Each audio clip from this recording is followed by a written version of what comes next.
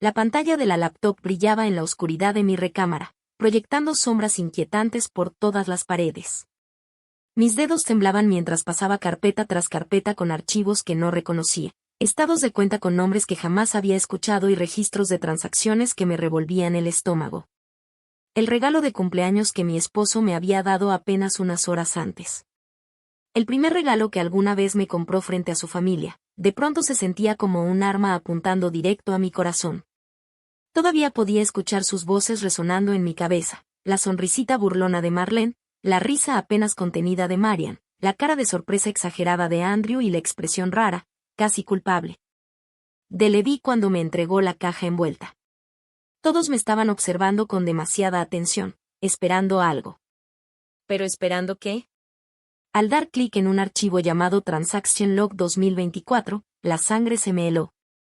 La pantalla se llenó de pruebas de fraude financiero, cuentas falsas e identidades robadas. Y, según las marcas de tiempo, todo había estado ocurriendo desde esta misma laptop. La laptop que ahora estaba en mis manos, la laptop que ya tenía mis huellas por todos lados. La cerré de golpe, con el corazón latiendo tan fuerte que pensé que iba a reventar dentro de mi pecho. En el silencio asfixiante de mi cuarto, un pensamiento aterrador se cristalizó en mi mente. No me habían dado un regalo. Me habían tendido una trampa. La mañana de mi cumpleaños número 35 comenzó como cualquier otro día en la casa de los Christopher. Sintiéndome invisible, me quedé de pie en la barra de la cocina preparando café para todos menos para mí, mirando por la ventana como las hojas de otoño bailaban en el aire fresco de octubre. La casa se sentía fría a pesar de que la calefacción estaba encendida. Pero bueno, siempre se sentía fría cuando la familia de Levi estaba presente. Silvia, querida, la voz de Marlene cortó mis pensamientos como una cuchilla envuelta en seda. Llevas 5 minutos revolviendo ese café. ¿Estás bien? Me giré hacia mi suegra, forzando una sonrisa que se sentía como vidrio roto en mi boca. Marlene Christopher estaba sentada en la cabecera de nuestra mesa del comedor como si fuera su dueña, lo cual, en muchos sentidos, lo era. Su cabello plateado estaba recogido en un chongo perfecto, ni un solo cabello fuera de lugar. Y sus ojos azul pálido tenían ese brillo de diversión familiar que siempre me hacía sentir como si yo fuera el remate de un chiste que nunca entendía.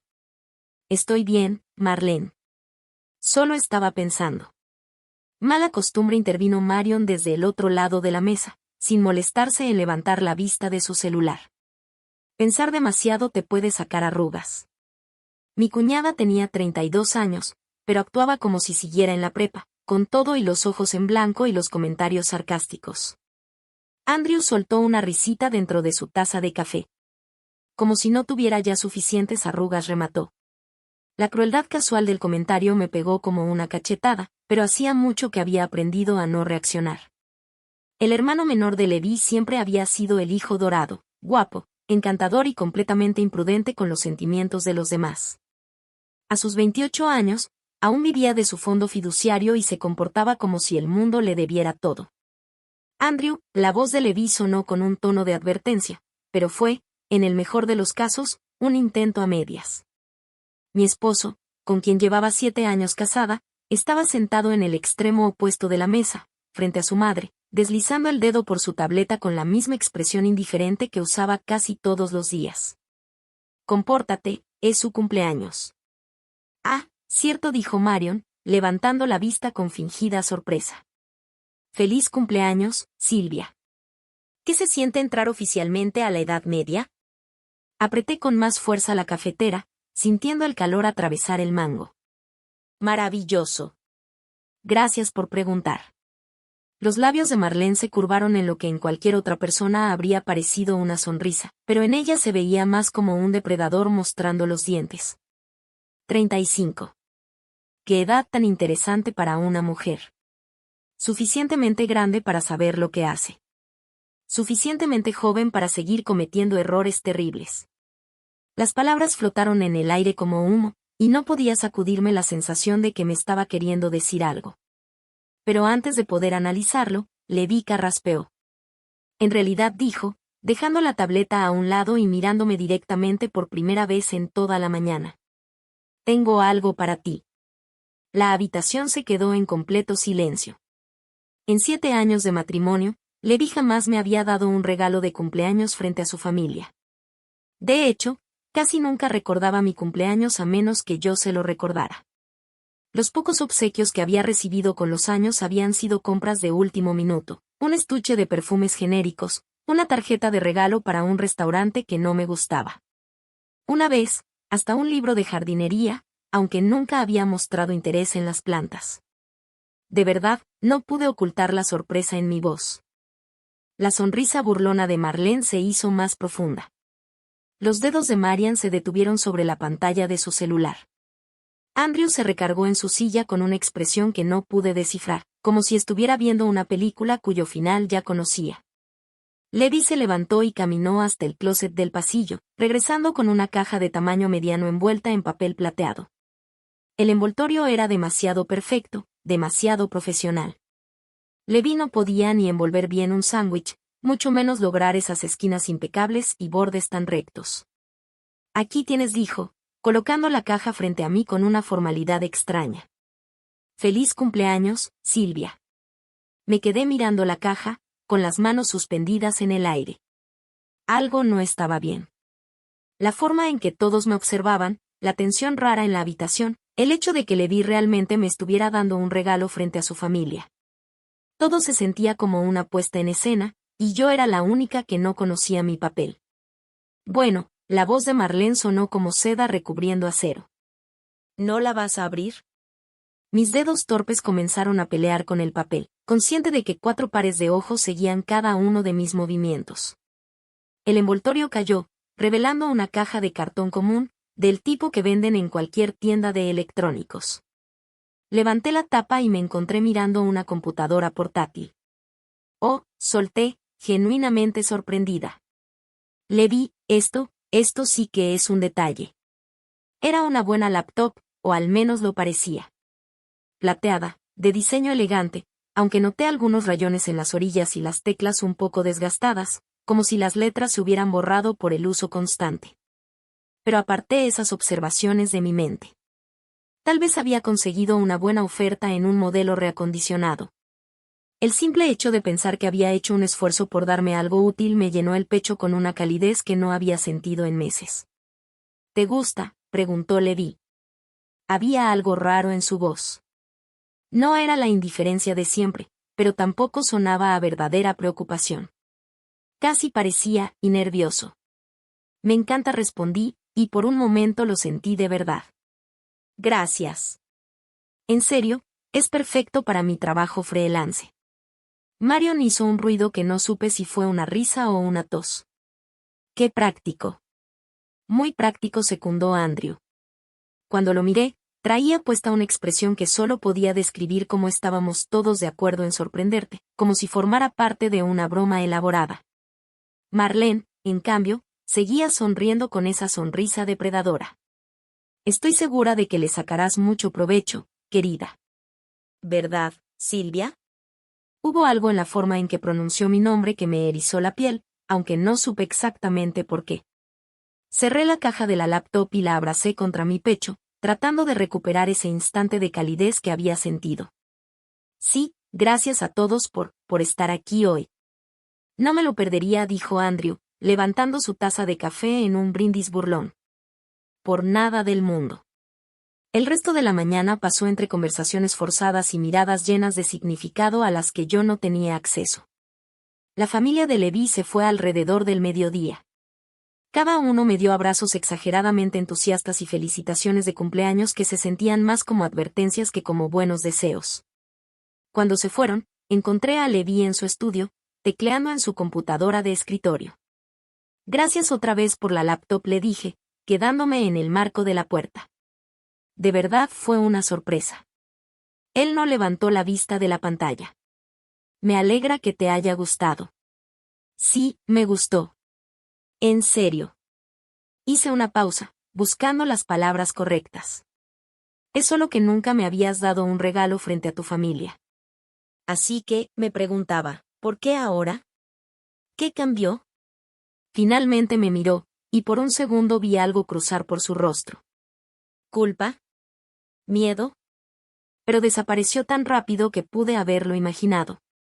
¿Acaso un esposo no puede comprarle un regalo de cumpleaños a su esposa sin que lo interroguen? El tono defensivo en su voz me hizo dar un paso atrás. Claro, perdón. No quería. Está bien, me interrumpió, girándose de nuevo hacia la computadora. Solo disfruta la laptop, ¿sí? Creo que la encontrarás muy educativa. Esa noche, después de que Levi se fue a dormir, me senté en nuestra recámara con la laptop sobre las piernas. Por fin lista para explorar mi regalo como se debía. La casa estaba en silencio, salvo por el crujido ocasional de la madera acomodándose y el zumbido distante del refrigerador en la planta baja. Levanté la tapa y presioné el botón de encendido, mirando cómo la pantalla cobraba vida con un resplandor azul suave. El arranque parecía normal, aunque noté que tardaba más de lo esperado para ser una máquina relativamente nueva. Cuando al fin apareció el escritorio, me recibió un fondo genérico y un puñado de carpetas dispersas en la pantalla. Mi emoción empezó a apagarse en cuanto miré con más atención la laptop. Los rayones en los costados eran más profundos de lo que había notado al principio, y varias teclas tenían las letras casi completamente borradas. El trackpad tenía una pequeña grieta en la esquina, y al pasar el dedo por la orilla de la pantalla sentí como la carcasa de plástico estaba ligeramente deformada. Esto no era una computadora reacondicionada. Era la vieja y muy usada computadora de alguien. Traté de contener la decepción que se me atoraba en la garganta. ¿Y qué si no era nueva? Levi había pensado en mí, había hecho un esfuerzo. Eso tenía que valer de algo, ¿no? Di clic en una de las carpetas del escritorio llamada Documents. Dentro había decenas de archivos con nombres que no reconocía, hojas de cálculo con títulos crípticos como Account-Transfers-Q3 y Client Database Underdated. Abrí uno al azar y me encontré mirando lo que parecían ser registros financieros, pero no de ninguna cuenta que yo conociera. Frunciendo el ceño, cerré el archivo e intenté con otra carpeta. Esta se llamaba Fotos y contenía cientos de imágenes, capturas de pantalla de páginas de bancos, fotos de identificaciones y lo que parecían ser documentos escaneados. Nada de eso tenía sentido para mí. Un frío incómodo empezó a instalarse en mi estómago. ¿De quién era esta laptop? ¿Y por qué Levi me la había dado con toda esa información personal todavía adentro? La cerré de golpe, con un chasquido seco, mientras mis manos temblaban ligeramente. Mañana, decidí. Mañana le preguntaría a Levi. Tenía que haber una explicación razonable. Tal vez la había comprado de segunda mano y no se dio cuenta de que aún tenía datos guardados. Tal vez solo fue un descuido. Pero esa noche, mientras yacía en la cama mirando el techo y escuchando los ronquidos suaves de Levi a mi lado, no podía quitarme la sensación de que este regalo no tenía nada de simple. Ni la manera en que su familia me observó abrirlo. Ni esas miradas extrañas y las risas apenas contenidas. Ni la sensación de que me faltaba ver algo crucial. Todo se arremolinaba en mi mente como piezas de un rompecabezas que me daba miedo resolver. Dormí mal. Cada vez que cerraba los ojos, veía la sonrisa depredadora de Marlene y escuchaba el brindis burlón de Andrew repitiéndose en mis oídos, por nada del mundo. A la mañana siguiente me desperté con dolor de cabeza y una determinación firme, conseguir respuestas. Levi ya se había ido a trabajar cuando bajé, pero eso no era raro. Últimamente salía cada vez más temprano, diciendo que tenía juntas importantes o fechas de entrega.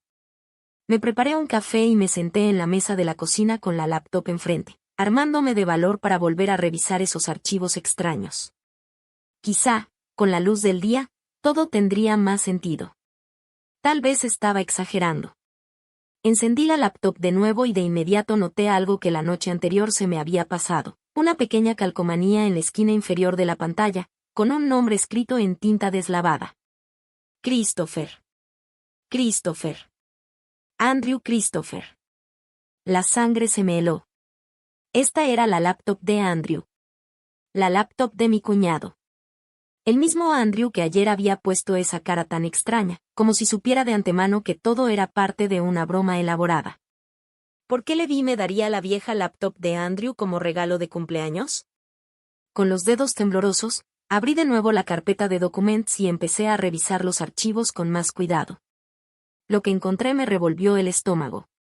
estados de cuentas bancarias que jamás había escuchado, registros de transacciones mostrando grandes sumas de dinero moviéndose entre diferentes cuentas, y hojas de cálculo que parecían estar siguiendo algún tipo de esquema financiero.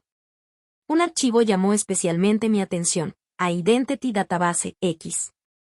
Lo abrí y me encontré frente a una hoja de cálculo con decenas de nombres, direcciones, números de seguro social y datos bancarios. Ninguno de los nombres me resultaba familiar, pero el nivel de detalle era aterrador. Esto no era información al azar. Era una base de datos cuidadosamente compilada con datos financieros personales. Seguí desplazándome hacia abajo, con el corazón golpeando más fuerte en mi pecho con cada fila. Debía haber más de 100 registros, cada uno representando a una persona real cuya información privada había sido recolectada y organizada. Al final de la hoja encontré una columna llamada Status con entradas como Account Accessed, Transfer Complete y Close. Esto era fraude. Robo de identidad a gran escala. Y todo estaba en la laptop que ahora estaba en mi recámara, cubierta con mis huellas digitales. La cerré de golpe y corrí al baño, apenas alcanzando a llegar al inodoro antes de vomitar. Mi mente daba vueltas tratando de procesar lo que acababa de ver. Andrew estaba metido en algún tipo de esquema de fraude financiero, y de alguna manera, su laptop había terminado convertida en mi regalo de cumpleaños. ¿Pero por qué? ¿Por qué me darían esto a mí? Me eché agua fría en la cara y me quedé mirando mi reflejo en el espejo. Tenía la piel pálida, los ojos abiertos de miedo y confusión. Me veía como alguien que acababa de descubrir una bomba en medio de su sala, porque eso era exactamente, una bomba. Una bomba de tiempo que podía destruir mi vida.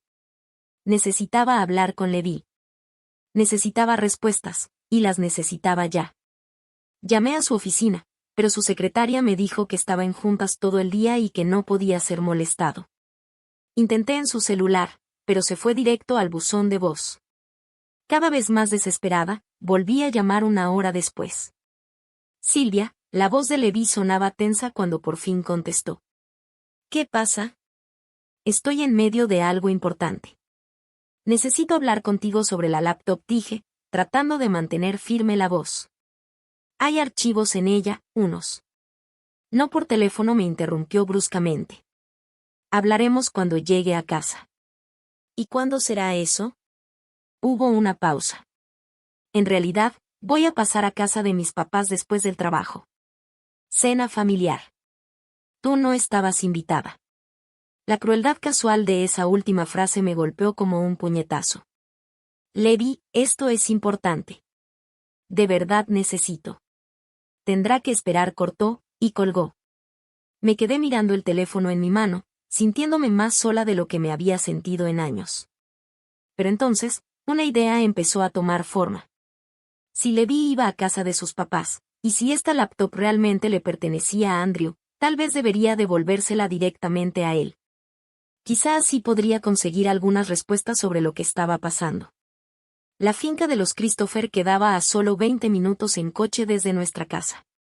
Había estado ahí incontables veces a lo largo de los años, en fiestas y reuniones familiares, aunque nunca me había sentido bienvenida. La enorme mansión colonial se alzaba sobre 5 acres de jardines perfectamente cuidados. Rodeada por una verja de hierro forjado que siempre me había recordado más a una prisión que a un hogar. Aparqué al final del largo camino de entrada y caminé hacia la casa, apretando con fuerza en mis manos la bolsa con la laptop. El aire de octubre era fresco y traía consigo el olor de hojas quemadas. Pero en lugar de reconfortarme, me hizo pensar en funerales. Al acercarme a la puerta principal, escuché voces que venían desde dentro. Las ventanas estaban ligeramente abiertas, a pesar del clima frío, y el murmullo de una conversación se escapaba hacia la noche. Alcé la mano para tocar, pero algo en el tono de esas voces me detuvo. Eran susurros bajos, urgentes. El tipo de susurros que se usan cuando alguien habla de algo que no quiere que otros escuchen. Mi corazón comenzó a latir con fuerza mientras me acercaba un poco más a la ventana. Sabía que no debía escuchar, pero la naturaleza secreta de aquella conversación me hizo dudar. ¿Y si estaban hablando de la laptop? ¿Y si por fin podía obtener respuestas? Ella pensará que es de segunda mano, decía la voz de Andrew. Es demasiado estúpida para notar algo más. La sangre se me heló. Estaban hablando de mí. Con manos temblorosas, saqué mi celular y abrí la aplicación de grabadora de voz. Fuera lo que fuera de lo que estuvieran hablando, yo presentía que iba a necesitar pruebas. Si no hubieras decidido estafar gente desde el principio, la voz fría de Marlene cortó el aire, ni siquiera estaríamos aquí. Pero ya que lo hiciste, por lo menos pudiste haber cubierto mejor tus huellas. Olvidarte de usar la VPN fue increíblemente estúpido. Fue una sola vez, mamá. La voz de Andrew sonaba defensiva, casi quejumbrosa. Una sola vez se me olvidó prenderla. De todos modos, la policía no puede probar nada. Relájate. Otra voz intervino. Marion, nadie va a rastrear unas cuantas cuentas falsas hasta ti. Y aunque lo hicieran, esa laptop ya no es tuya, ¿o sí? Sentí que las piernas me iban a fallar.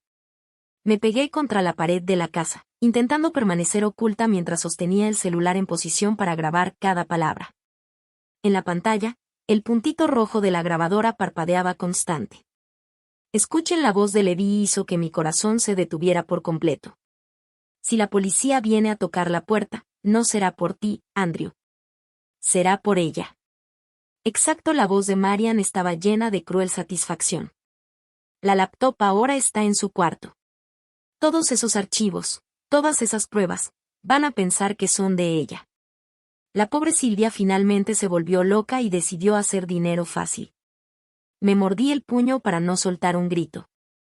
La traición era tan completa, tan devastadora, que sentí que me estaba ahogando en ella. Mi propio esposo, el hombre al que había amado y en quien había confiado durante 7 años, me estaba preparando para cargar con la culpa de los crímenes de su hermano. Ni siquiera lo va a descubrir, continuó Levi. Y en su voz escuchaba el desprecio más absoluto. Ya saben cómo es ella, dijo Andrew. Seguramente pensará que es un buen regalo y nunca se pondrá a revisar bien lo que tiene. ¿Y si lo hace?, preguntó Marlene. Entonces nos apegamos a la historia, respondió Andrew. Le dimos una laptop de cumpleaños. No teníamos idea de lo que había dentro. Ella misma debió haber puesto esos archivos ahí. Lo mejor de todo, añadió Marian con una risa que me puso la piel de gallina, es que todos saben que anda batallando con ese negocio mediocre de escritura freelance. Todos saben que ha estado desesperada por dinero. Va a ser facilísimo creer que recurrió al fraude. Además, la voz de Levi se acercaba más a la ventana, y yo me pegué aún más contra la pared. Últimamente ha estado rara, paranoica, haciendo demasiadas preguntas. Si intenta decir que le estamos incriminando, ¿quién le va a creer? ¿La esposa inestable con antecedentes de problemas mentales, o la respetada familia Christopher? ¿Problemas mentales? Yo había ido a terapia por depresión después de mi aborto espontáneo hace 3 años, pero jamás se lo conté a nadie más que a Levi. El hecho de que estuviera planeando usar mi momento más oscuro en mi contra me revolvió el estómago hasta darme náuseas. ¿Cuánto falta para que la investigación nos alcance?, preguntó Marlene. Podrían ser semanas, podrían ser meses, respondió Andrew. Pero cuando pase, todas las pistas van a llevar directo a esa laptop. Y esa laptop ahora es legalmente de ella. Tenemos testigos que pueden confirmar que se la dimos como regalo. Perfecto, la voz de Marlene estaba cargada de una frialdad satisfecha. Andrew limpia su desastre, y de paso nos deshacemos de nuestro pequeño problema. Pequeño problema. Eso era para ellos. 7 años de matrimonio, 7 años intentando encajar en esa familia, 7 años aguantando sus crueldades sutiles y sus comentarios despectivos, y yo no era más que un pequeño problema del que había que deshacerse. Escuché pasos dirigiéndose hacia la entrada de la casa y me di cuenta de que tal vez estaban terminando su conversación. Me temblaban tanto las manos que apenas pude detener la grabación, pero logré guardar el archivo antes de meter el teléfono en mi bolsillo. Moviéndome lo más silenciosamente posible, me alejé de la ventana y caminé de regreso a mi coche. Cada paso me parecía eterno, y a cada segundo esperaba escuchar la puerta principal abrirse detrás de mí, escuchar que me llamaban por mi nombre, que me descubrían en el acto de enterarme de su traición. Pero alcancé mi coche sin que nadie me viera. Me senté en el asiento del conductor, quedándome quieta un momento, con todo el cuerpo temblando de shock, de rabia y de miedo. la grabación en mi celular era prueba de su conspiración. Pero, ¿sería suficiente? Ellos eran los Christopher, ricos, respetados, conectados. Yo era solo Silvia, la esposa inestable con supuestos problemas de salud mental. Pero no iba a caer sin pelear.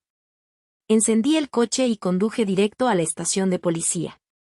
Antes de continuar, por favor escribe en los comentarios desde qué país estás viendo este video. Nos encanta saber desde dónde se conecta nuestra familia alrededor del mundo. Y si es la primera vez que visitas este canal, suscríbete. Tu apoyo nos ayuda a traer más historias épicas de venganza de la vida real. Disfruta la narración. La estación de policía de Millbrook era un edificio bajo de ladrillo que parecía haber sido construido en los años 70 y que jamás había recibido remodelación alguna. Los focos fluorescentes zumbaban arriba, bañando todo con una luz institucional, fría y áspera. Yo estaba sentada en una incómoda silla de plástico, frente a la detective Rebecca Torres, una mujer de unos 40 y tantos, de mirada bondadosa y con el cabello entrecano recogido en una coleta práctica. Señora Christopher, dijo la detective Torres con una voz suave pero profesional. Quiero asegurarme de entender lo que me está diciendo. ¿Usted cree que su esposo y su familia están tratando de incriminarla por fraude financiero? Asentí, apretando las manos en mi regazo para que no se me notara el temblor. Tengo pruebas. Grabé cuando lo estaban planeando. Saqué mi celular y reproduje la grabación que había hecho afuera de la casa de los Christopher. La detective Torres escuchó con atención, tomando de vez en cuando algunas notas en un bloc amarillo. Cuando la grabación terminó, se recargó en su silla y me miró con detenimiento. Esto es bastante preocupante, dijo ella. ¿Y asegura que la laptop en cuestión está actualmente en su poder? Sí, está en mi casa. La traje conmigo esta noche porque pensaba devolvérsela a Andrew, mi cuñado. Pero entonces los escuché hablar y entendí lo que en verdad estaba pasando. Voy a necesitar ver esa laptop, respondió la detective Torres. Y también necesito que me muestre con detalle exactamente lo que encontró ahí. Durante las siguientes 2 horas revisé todo, los archivos extraños, la base de datos de identidades, los registros bancarios, toda la evidencia de fraude que estaba regada en la vieja computadora de Andrew. La detective Torres tomó notas detalladas y me hizo preguntas muy específicas sobre fechas, horarios y nombres de archivos. Señora Christopher, dijo al fin, debo preguntarle, ¿existe alguna posibilidad de que usted haya estado involucrada en estas actividades? ¿Alguna chance de que haya usado esta laptop para fines fraudulentos? La pregunta me golpeó como una bofetada, aunque ya la esperaba. No. Absolutamente no. Apenas recibí la laptop ayer y nunca en mi vida había visto esos archivos. Pero usted sí tiene acceso a las cuentas financieras de su esposo. Algunas. Tenemos una cuenta de cheques conjunta, pero Levi maneja la mayoría de nuestras finanzas. Dice que no soy buena con el dinero. Las palabras me supieron amargas en la boca mientras las decía. La detective Torres anotó algo más en su libreta. Voy a serle sincera, señora Christopher. Esta es una situación complicada. La evidencia en la laptop es, sin duda, incriminatoria, pero demostrar quién la puso ahí y en qué momento será un verdadero desafío. Su grabación ayuda, pero un buen abogado defensor podría argumentar que está sacada de contexto o incluso que usted manipuló la situación de alguna forma. Sentí que el corazón se me hundía. Entonces, ¿me está diciendo que no puede hacer nada? Lo que digo es que necesitamos ser inteligentes con esto, respondió la detective. Voy a abrir una investigación sobre los delitos financieros documentados en esa laptop. Mientras tanto, le aconsejo encarecidamente que no regrese a su casa esta noche. ¿Cómo que no regrese a casa? Si su esposo y su familia se dan cuenta de que descubrió su plan, podrían intentar acelerar las cosas. Podrían decir que usted robó la laptop o que está actuando de manera errática. Lo mejor sería que se quedara en un lugar seguro mientras aclaramos todo.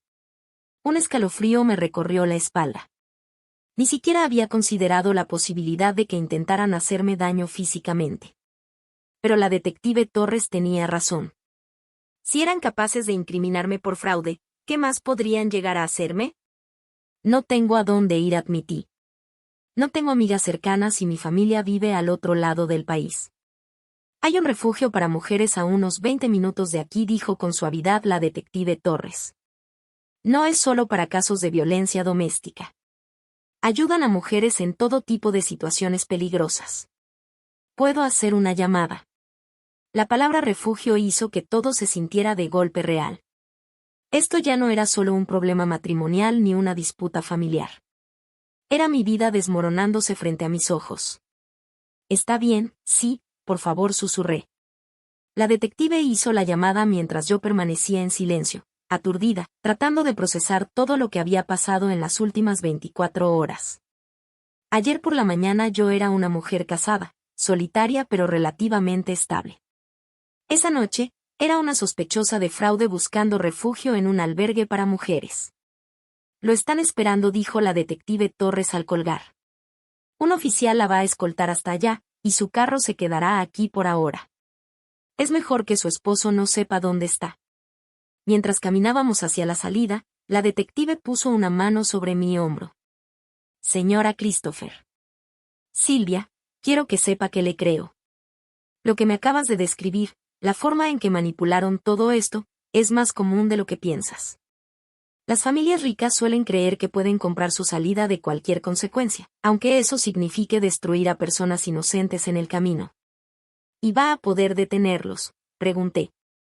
Voy a intentarlo, pero necesito que esté preparada para la posibilidad de que esto empeore antes de mejorar.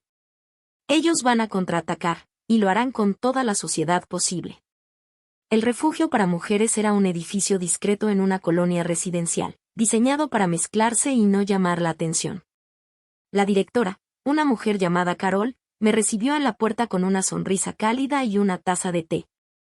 La detective Torres me contó su situación, dijo Carol mientras me guiaba a un cuarto pequeño pero limpio, con una cama individual y un buró. Aquí está segura. Nadie puede encontrarla a menos que usted lo permita. Me senté al borde de la cama, todavía abrazando mi bolso y la bolsa de la laptop. No entiendo cómo pasó esto. ¿Cómo no lo vi venir? Carol se sentó en la única silla del cuarto, con una expresión compasiva, pero sin lástima. La manipulación es insidiosa. Va sucediendo poco a poco, hasta que un día ya ni te reconoces. El hecho de que descubrieras lo que te estaban haciendo y tuvieras el valor de hablar, eso requiere una fuerza increíble. No me siento fuerte. Me siento como una tonta. No eres una tonta. Eres víctima de un plan muy calculado. Pero también eres sobreviviente. Y eso es lo que importa ahora. Esa noche, me acosté en la cama angosta, mirando el techo, con la mente dando vueltas sin descanso. Mi celular no había dejado de sonar desde que salí de la estación de policía. Llamadas y mensajes de Levi, de Marlene, de Marian y de Andrew. Le puse silencio, pero la pantalla seguía encendiéndose cada pocos minutos. Alrededor de la medianoche lo volví a encender y escuché los mensajes de voz. Los primeros eran de Levi, su tono pasando de confundido, a preocupado, hasta enojado. Silvia, ¿dónde estás? Tu carro no está en la cochera y no contestas el teléfono. Llámame. Silvia, esto es ridículo. Sea lo que sea, podemos hablarlo. Solo vuelve a casa. No sé qué juego traes, pero no tiene gracia. La gente empieza a preocuparse. Después vino la voz de Marlene, fría y controlada como siempre. Silvia, querido Levi está muy preocupado por ti. Todos lo estamos. Por favor, márcanos para saber que estás bien. Pero fue el último mensaje el que me heló la sangre. Andrew, ya sin ese tono bromista y despreocupado al que yo estaba acostumbrada, sino con algo más oscuro, más amenazante. Silvia, no sé qué crees que estás haciendo, pero necesitas regresar a casa ya. Tienes algo que me pertenece y lo quiero de vuelta. No hagas esto más difícil de lo que tiene que ser. Borré todos los mensajes y apagué el celular de nuevo. Ellos sabían. De alguna manera, ya sabían que había descubierto su plan. Pero yo no era la misma mujer que abrió esa laptop hace 2 días. Aquella era ingenua, confiada, desesperada por la aprobación de gente que solo la veía como un chivo expiatorio conveniente. Esta mujer ya estaba harta de ser su víctima. La mañana siguiente trajo noticias que lo cambiarían todo. La detective Torres llamó al refugio a las 8 de la mañana con una noticia que me hizo temblar las manos mientras sostenía el teléfono. Esta mañana ejecutamos una orden de cateo en tu casa, me dijo. Tu esposo no estaba ahí, pero encontramos cosas muy interesantes. ¿Qué tipo de cosas?, pregunté con la voz apenas firme. Documentos financieros escondidos en su oficina, estados de cuenta de bancos que coinciden con parte de la actividad fraudulenta en la laptop. Y, Silvia, encontramos evidencia de que esto lleva ocurriendo por más de 2 años. 2 años. Recordé todas las veces que Levi dijo que tenía que trabajar hasta tarde. Todas esas llamadas misteriosas que atendía en otra habitación. Todas las evasivas cuando se hablaba de dinero. Las señales siempre habían estado ahí, pero yo había sido demasiado confiada, o demasiado miedosa para verlas. Hay más, continuó la detective Torres. Hemos estado en contacto con la Unidad de Crímenes Financieros del FBI. El alcance de este fraude es mucho más grande de lo que pensamos al principio. Estamos hablando de millones de dólares robados a decenas de víctimas. Millones. Sentí que el mundo me daba vueltas. Tu cuñado no estaba llevando a cabo una estafa de poca monta, siguió diciendo. Era una operación sofisticada que incluía robo de identidad, fraude bancario y lavado de dinero. Y con base en la evidencia que encontramos, tu esposo era socio de lleno en todo esto. La traición me caló más hondo de lo que hubiera creído posible. No solo se trataba de que Levi estuviera dispuesto a culparme. Él había estado participando activamente en destruir la vida de personas inocentes durante años. ¿Y ahora qué pasa?, pregunté. Ahora construimos un caso, respondió la detective. La grabación que hiciste es una prueba clave, pero necesitamos más. Hay que rastrear el dinero, identificar a todas las víctimas y demostrar el alcance completo de la operación. ¿Y yo? ¿Sigo siendo sospechosa? Oficialmente, la investigación sigue en curso, pero entre tú y yo, tu versión coincide perfectamente. La línea de tiempo no encaja para que tú hubieras estado involucrada. Y la evidencia apunta claramente a Andrew y a Levi como los principales responsables. Sentí una oleada de alivio tan fuerte que casi me hizo desvanecerme. Entonces, ¿voy a estar bien? Vas a estar bien, confirmó la detective Torres. Pero, Silvia, necesito advertirte algo. Ellos van a intentar desacreditarte. Van a decir que estás inestable, que mientes, que intentas incriminarlos. ¿Estás preparada para eso? Pensé en los 7 años que había pasado caminando de puntitas alrededor de la familia Christopher. 7 años sintiéndome pequeña, tonta e inútil. Recordé todas las veces que dudé de mí misma, todas las veces que me pregunté si en verdad era tan patética como ellos me hacían sentir. Que lo intenten, dije, sorprendida por la firmeza en mi propia voz. Yo tengo la verdad de mi lado. Durante los días siguientes, la investigación avanzó rápido. El FBI incautó registros financieros de varios bancos, congeló cuentas vinculadas al fraude y comenzó a identificar a las víctimas. La prensa local tomó la noticia, aunque tuvieron cuidado de no dar nombres mientras la investigación seguía en curso. Me quedé en el refugio, saliendo únicamente para las reuniones con la detective Torres y con la fiscal federal asignada al caso. Carol tenía razón, ahí estaba a salvo, invisible de una forma que me protegía en lugar de hacerme sentir menos. Pero el jueves en la mañana, todo cambió. Estaba desayunando en el pequeño comedor del refugio cuando Carol se acercó con el rostro serio. Silvia, hay reporteros afuera. Alguien filtró tu nombre a la prensa. Sentí que el estómago se me caía. ¿Y qué están diciendo? Que eres una persona de interés en una investigación de fraude importante. Te llaman la viuda negra de Millbrook, dicen que sedujiste a una familia rica y luego los dejaste en la ruina. Me dieron ganas de vomitar. Pero eso no es cierto. La policía sabe que no es cierto. La policía lo sabe, pero el público no, y la familia de tu esposo es experta en controlar la narrativa. Carol tenía razón. Para mediodía, la historia estaba en todos lados. Noticias locales, redes sociales, incluso algunos medios nacionales ya la habían retomado.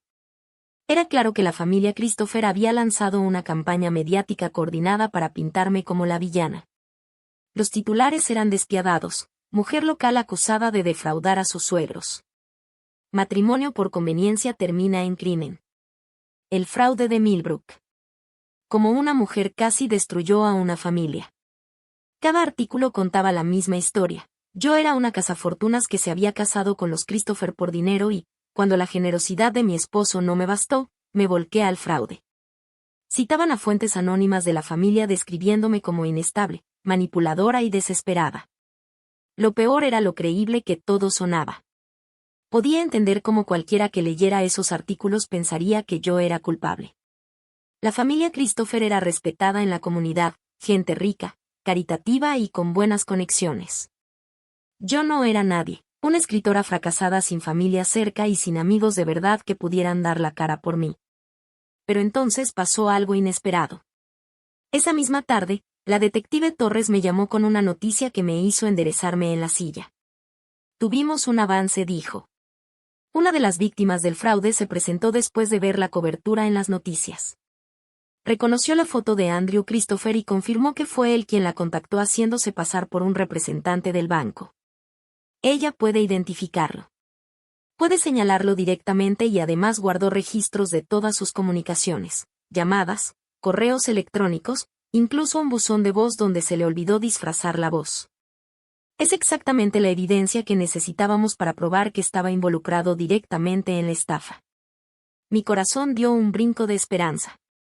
Entonces, ¿esto prueba que soy inocente? Prueba que Andrew estuvo defraudando a gente, lo cual respalda tu versión de los hechos. Pero hay más. También rastreamos parte del dinero robado hasta una cuenta a nombre de tu esposo, una cuenta a la que tú nunca tuviste acceso. Cerré los ojos, sintiendo una mezcla de alivio y dolor. Cada nueva prueba confirmaba lo que ya sabía, que el hombre al que amaba y en quien confiaba llevaba una doble vida, robando a personas inocentes mientras yo dormía a su lado todas las noches. ¿Cuándo los van a arrestar?, pregunté. Pronto. Estamos coordinándonos con el FBI para asegurarnos de atrapar a todos los involucrados. Pero, Silvia, necesito prepararte para algo. Cuando hagamos los arrestos, la atención de los medios se va a intensificar, me advirtió la detective Torres. La familia Christopher va a pelear contra estos cargos con todo lo que tiene. Y eso significa que van a intentar destruir tu credibilidad con más agresividad. Lo entiendo. ¿De verdad? Porque esto se va a poner feo. Van a escarbar en cada aspecto de tu vida, en cada error que hayas cometido, en cada momento de debilidad. Van a tratar de pintarte como una mentirosa y una criminal.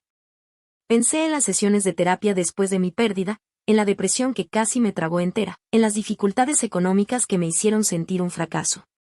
Todo eso sería expuesto y retorcido para servir a su narrativa. Que lo hagan, dije en voz baja.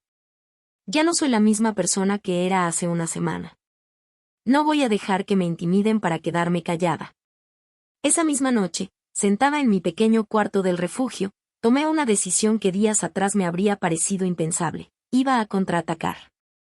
Encendí mi laptop, la de verdad, la vieja que usaba para mis trabajos freelance, y empecé a escribir. No la prosa cuidadosa y disculpante que solía producir, sino algo crudo, honesto y lleno de rabia.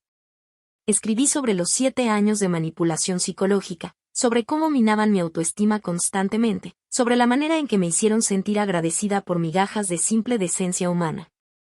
Escribí sobre el descubrimiento del fraude, la grabación que había hecho y la forma sistemática en que habían planeado destruir mi vida para salvarse ellos. Cuando terminé, tenía un ensayo de 30.000 palabras que exponía la verdad sin rodeos. Lo titulé, La historia real, como la familia Christopher intentó incriminarme por sus crímenes. Lo publiqué en todas las redes sociales que se me ocurrieron, lo envié a medios locales y lo mandé por correo a los reporteros que habían estado cubriendo la historia. En cuestión de horas ya se compartía y discutía en Internet. La respuesta fue inmediata y abrumadora. Empezaron a llegar mensajes de apoyo de desconocidos que reconocían los patrones de manipulación que yo describía. Otras víctimas de fraude salieron a contar sus propias historias.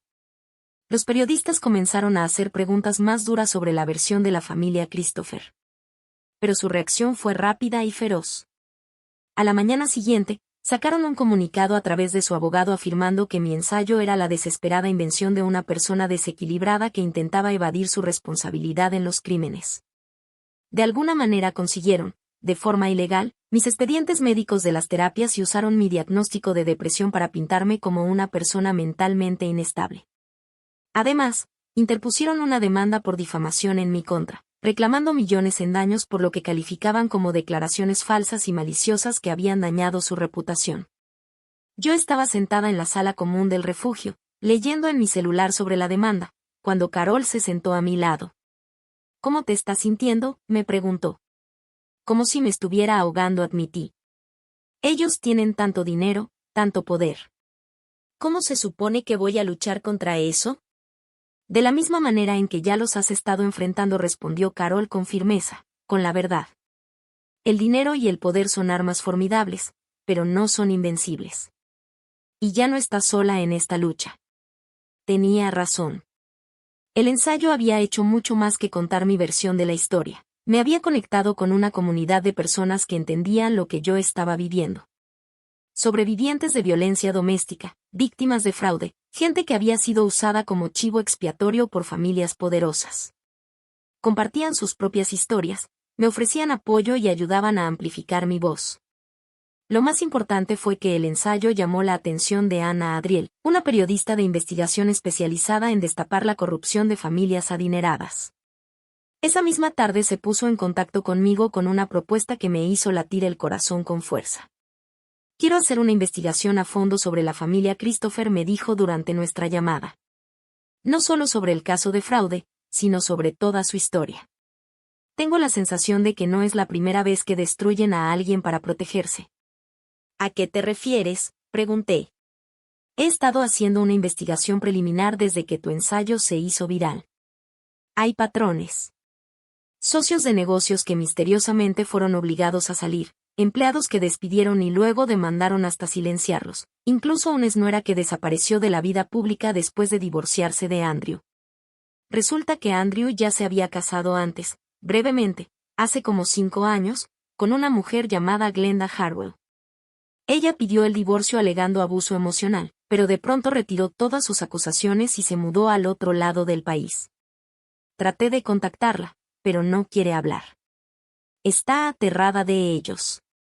La idea de que hubiera otras víctimas, otras mujeres aplastadas por la maquinaria de la familia Christopher, me revolvió el estómago. Pero también me dio más determinación que nunca para llegar hasta el final. «¿Qué necesitas de mí?», pregunté. «Todo. Cada detalle que recuerdes sobre tu matrimonio, sobre la dinámica familiar, sobre la manera en que operan. Quiero armar un retrato completo de quiénes son en realidad estas personas», respondió Ana. Durante los siguientes días pasé horas al teléfono con ella, contándole los 7 años de matrimonio que viví con Levi Christopher. Le hablé de las indirectas y comentarios hirientes que poco a poco fueron destruyendo mi confianza, de cómo me habían aislado de mis amigos y de mi familia, del control financiero que me volvió totalmente dependiente de ellos. También le hablé de los momentos buenos, porque los hubo, sobre todo al principio.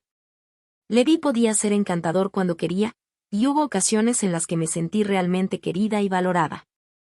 Esos recuerdos eran casi más difíciles de mencionar que el abuso, porque me recordaba lo completamente engañada que había estado. Ana era una entrevistadora hábil, hacía preguntas que me ayudaban a ver patrones que antes no había notado. La manera en que Levi socavaba mi seguridad antes de eventos importantes, haciéndome sentir demasiado insegura para socializar con sus colegas o amigos. La forma en que Marlene lanzaba comentarios hirientes disfrazados de preocupación, siempre frente a los demás, para que no pudiera responder sin parecer a la defensiva. «Son abusadores psicológicos de manual», dijo Ana después de una sesión especialmente difícil. «Todo lo que hacían estaba diseñado para que dudieras de ti misma, para que sintieras que los necesitabas para sobrevivir. Y funcionó», dije en voz baja. «Durante 7 años funcionó a la perfección. Pero ya no. Viste más allá de su última manipulación y tuviste el valor de enfrentarlos. Eso requiere una fuerza increíble». El arresto llegó un martes por la mañana, exactamente 2 semanas después de que descubrí la verdad sobre la computadora portátil. Estaba tomando un café con Ana en una pequeña cafetería cerca del refugio cuando la detective Torres me llamó con la noticia. Los tenemos, dijo, y pude escuchar la satisfacción en su voz. Andrew, Levi y Marion están bajo custodia. Todavía estamos armando el caso contra Marlene, pero los otros 3 enfrentan cargos federales muy serios. Una oleada de emociones tan intensa me atravesó que tuve que aferrarme al borde de la mesa para no perder el equilibrio. Alivio, reivindicación, duelo por la vida que pensé que tenía. Todo me cayó encima de golpe. ¿Cuáles son los cargos?, logré preguntar. Fraude electrónico, robo de identidad, lavado de dinero, conspiración, de todo un poco. El FBI calcula que robaron más de $4 millones a más de 60 víctimas en los últimos 3 años. 4 millones. 60 víctimas. La magnitud de sus crímenes era abrumadora. Y los cargos contra mí habían quedado oficialmente retirados esa misma mañana. La fiscalía está satisfecha de que no tuvieras conocimiento ni participación en el esquema de fraude, añadió Torres. Me puse a llorar ahí mismo, en la cafetería. Ana extendió su mano sobre la mesa y apretó la mía mientras yo sollozaba de alivio, agotamiento y la abrumadora sensación de que, por fin, todo había terminado. Pero claro, en realidad no había terminado. Apenas era el inicio de una nueva etapa. Las detenciones se convirtieron en noticia nacional. La historia tenía todo lo que a los medios les encantaba: una familia adinerada, un fraude millonario, traición, y una mujer que había peleado contra todo pronóstico. Me encontré en el centro de una tormenta mediática que era a la vez aterradora y poderosa. La imagen pública cuidadosamente construida por la familia Christopher se vino abajo casi de la noche a la mañana. La investigación de Ana había destapado un patrón de abuso y manipulación que se remontaba a décadas atrás. Encontró a la exnuera, Glenda, quien finalmente aceptó hablar en público sobre su matrimonio con Andrew y cómo la familia la había aterrorizado hasta forzarla al silencio. También localizó a antiguos socios de negocios que habían sido estafados, empleados que habían sufrido acoso sexual y luego fueron despedidos cuando se atrevieron a denunciar. E incluso organizaciones benéficas que habían sido defraudadas con las falsas actividades filantrópicas de la familia. La imagen que emergía era la de una familia que veía a los demás como objetos que se podían usar y desechar. Una familia convencida de que su riqueza y estatus los colocaban por encima de la ley y de la decencia más básica. Pero incluso mientras su imperio se derrumbaba, ellos seguían jugando sucio. Sus abogados presentaban moción tras moción tratando de que los cargos fueran desestimados, alegando mala conducta de la fiscalía y cateos ilegales. Contrataron a una firma de relaciones públicas para difundir historias sobre mi salud mental, mi supuesta desesperación económica, y un historial inventado de mentiras y manipulación. La demanda por difamación que habían interpuesto en mi contra seguía pendiente, y sus abogados dejaron claro que pensaban perseguirla con todo, incluso mientras ellos mismos enfrentaban cargos criminales. Querían dejarme en la ruina para hacerme un ejemplo de lo que le pasaba a cualquiera que se atreviera a enfrentarse a la familia Christopher. Pero algo había cambiado en las semanas desde que descubrí su traición. La mujer asustada y aislada que había abierto aquella laptop ya no existía. En su lugar estaba alguien que había encontrado su voz y no tenía miedo de usarla. Contraté a mi propia abogada, una mujer implacable llamada Patricia Valdés, especializada en representar a víctimas de abusadores poderosos. Aceptó mi caso pro bono después de leer los artículos de Ana, diciendo que ya estaba harta de ver cómo familias ricas destruían a gente inocente con total impunidad. Van a intentar quebrarte en lo financiero y en lo emocional, me advirtió Patricia en nuestra primera reunión. Ese es su manual. Pero aquí está lo que no entienden: tú ya no eres la misma persona que eras cuando todo esto empezó. Encontraste tu fuerza, y eso es algo que no te pueden quitar. Tenía razón.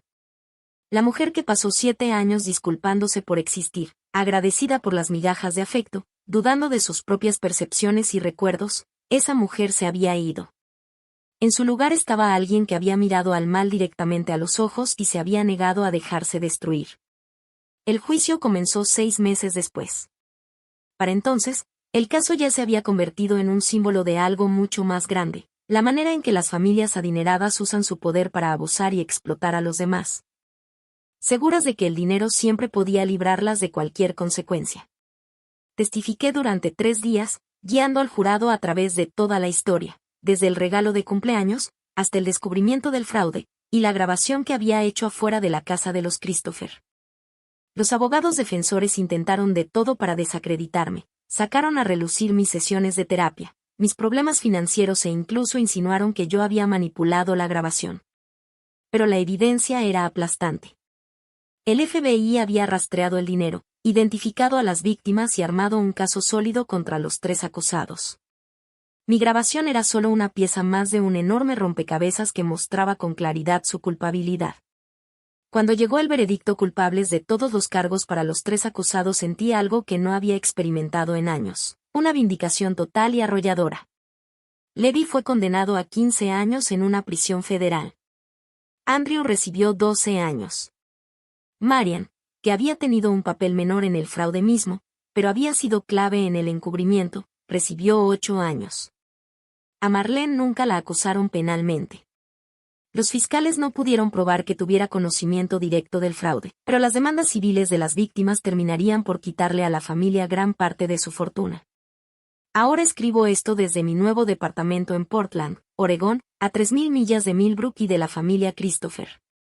Es un lugar pequeño, nada lujoso, pero es mío. Cada mueble, cada libro en los estantes, cada taza de café en la cocina, lo escogí yo misma. La demanda por difamación eventualmente fue retirada después de que Patricia presentó una contrademanda que habría expuesto aún más los secretos sucios de la familia. Los abogados de los Christopher hicieron que desapareciera en silencio, junto con un acuerdo que me ayudó a empezar de nuevo. La investigación de Anna ganó un premio Pulitzer de periodismo de investigación. Su serie sobre la familia Christopher llevó a la creación de un grupo federal especial para crímenes financieros cometidos por familias adineradas, y gracias a eso se descubrieron y procesaron varios casos similares. He vuelto a escribir. No el trabajo freelance cuidadoso y lleno de disculpas que solía hacer, sino escritura real, honesta. Estoy trabajando en un libro sobre mi experiencia, sobre la psicología de la manipulación y cómo los abusadores usan la vergüenza y el aislamiento para controlar a sus víctimas. A veces la gente me pregunta si estoy enojada por los 7 años que perdí, por la vida que creí tener y que resultó ser una mentira. La respuesta es complicada. Sí, estoy enojada. Estoy enojada por el tiempo desperdiciado, por la confianza que me arrebataron, por la forma en que me hicieron dudar de mi propia realidad. Estoy enojada por las otras víctimas, tanto por la gente a la que defraudaron como por mujeres como Glenda, que fueron aplastadas por su crueldad. Pero también estoy agradecida.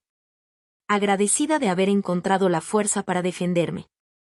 Agradecida por las personas que me ayudaron cuando más lo necesitaba. Agradecida por la oportunidad de reconstruir mi vida en mis propios términos. La mujer que abrió esa computadora hace 6 meses estaba rota, aislada y convencida de que no valía nada. La mujer que escribe estas palabras sabe mejor. Sabe que sobrevivió a algo diseñado para destruirla y que esa supervivencia la hizo más fuerte de lo que jamás imaginó posible. Todavía tengo pesadillas a veces. Todavía me descubro dudando de mis propias percepciones. Aún escucho en mi mente la voz de Marlene diciéndome que no soy suficiente, que no soy lo bastante lista ni lo bastante digna. Pero entonces recuerdo la grabación en mi celular, la evidencia que probó que siempre tuve la razón. Recuerdo a la detective Torres creyéndome, a Ana luchando por mí, a Patricia defendiéndome cuando yo no podía defenderme sola. Sobre todo, recuerdo ese momento afuera de la casa de los Christopher, cuando los escuché planeando destruirme y tomé la decisión de pelear en lugar de aceptar mi destino. Esa decisión lo cambió todo. Me salvó la vida. Y si estás leyendo esto y te reconoces en mi historia, si vives con alguien que te hace sentir pequeña y sin valor, si estás rodeada de personas que te manipulan, te hacen dudar de ti misma y te convencen de que tú eres el problema, quiero que sepas algo, eres más fuerte de lo que crees. Mereces mucho más de lo que ellos te están dando. Y cuando llegue el momento de elegir entre aceptar su versión de la realidad o confiar en tus propios instintos, confía en ti. La verdad tiene un poder que ni todo su dinero ni sus manipulaciones pueden tocar. Y a veces, si tienes el valor de decirla en voz alta, la verdad puede liberarte.